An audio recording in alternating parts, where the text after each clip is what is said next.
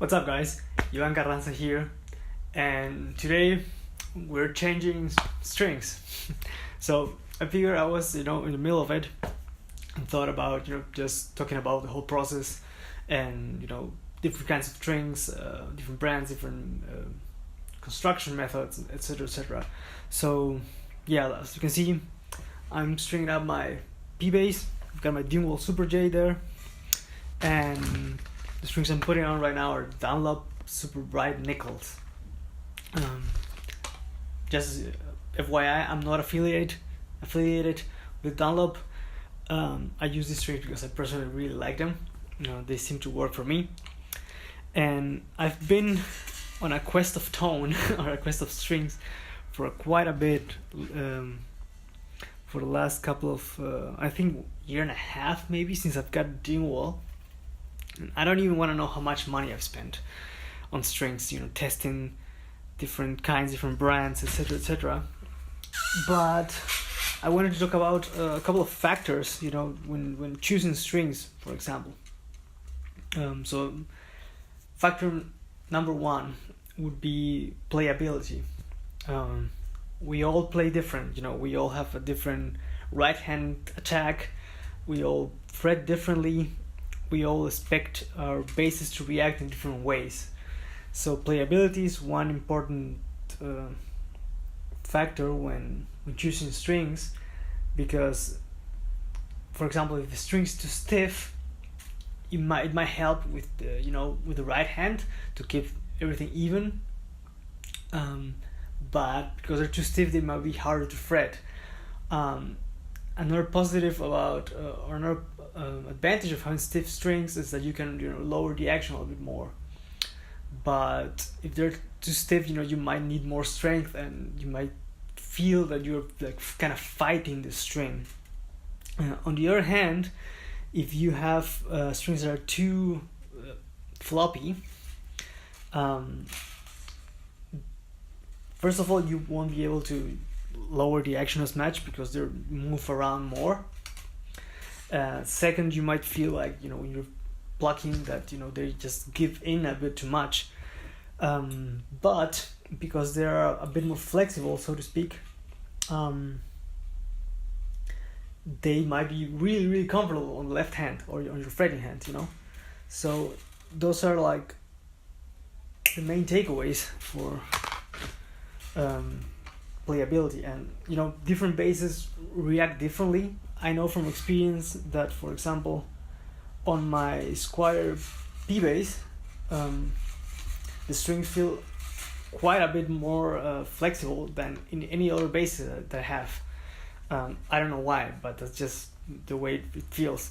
And for example, on my Lakeland, on this one right here, pretty much every string feels kind of stiff, so I have to be really careful with the gauges. I played for a long time, 40 to 100, and nothing against live gauge strings. I actually love them. But I think with these strings that I've had right now, I can use the 45 to 105 gauge, and they still feel like live gauge strings. Another factor about strings would be sound. And I know that for a lot of people that comes top of the list, regarding strings. But to me, because I've had some hand issues, that's actually kind of place number 2 on the list. If they don't play that well or they don't feel good, I'm not gonna play them. And I've had sets of strings that I would put on the bass, and I would take out after 5 to 10 minutes because they just didn't work at all for me. So playability to me, in my case, is number 1, and then sound, because this is something that I think is pretty interesting, and I might get flamed for this, but I think the strings are actually a big component of your sound, because you might have, like a maple fretboard and maple neck and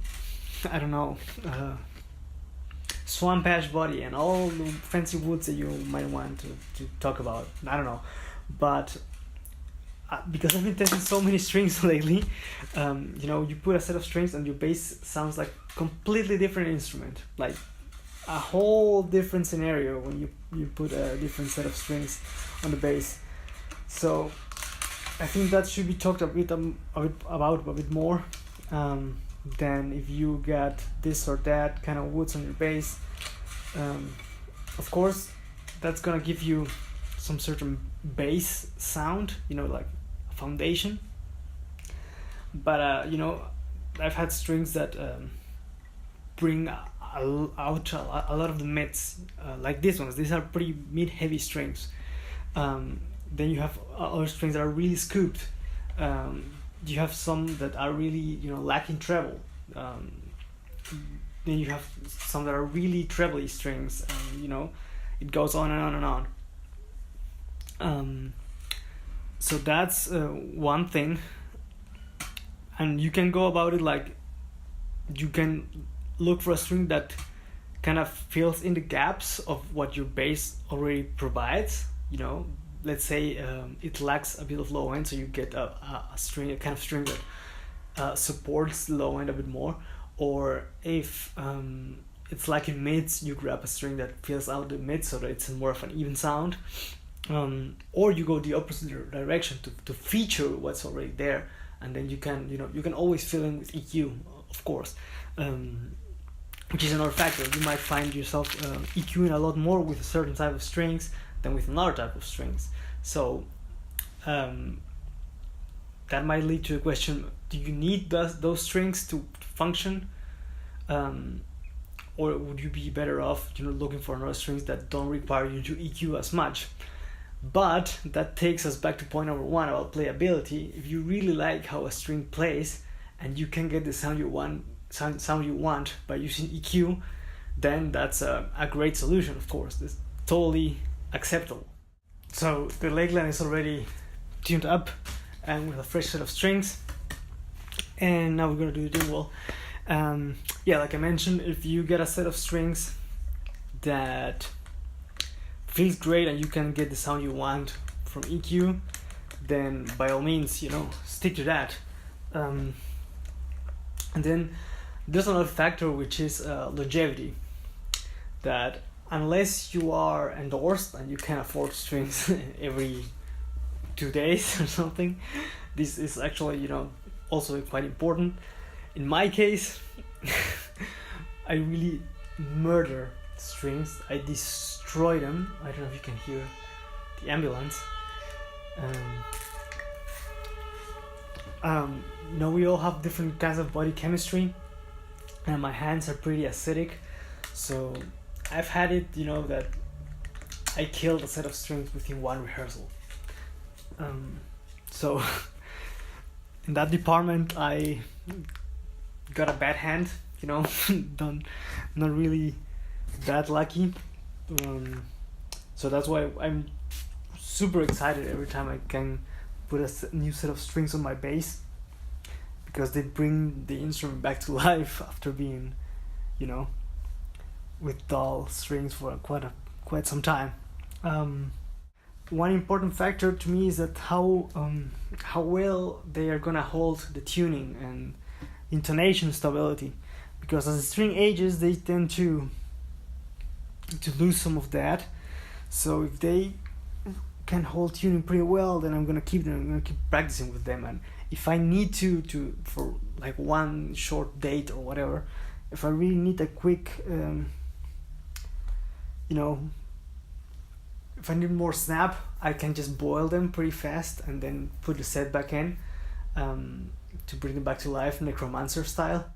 But I think you have to find a set of strings that you like the way they sound brand new, and also how they age, because you're gonna, I mean, unless you're like, I mean, you can afford new strings every day, you're gonna be doing a lot of practicing with those strings. So you're gonna have to get used to how the bass sounds with them, and you also have to learn how to EQ your bass when you have new strings and when you have old strings as well. You know, you have to know how your bass is gonna react.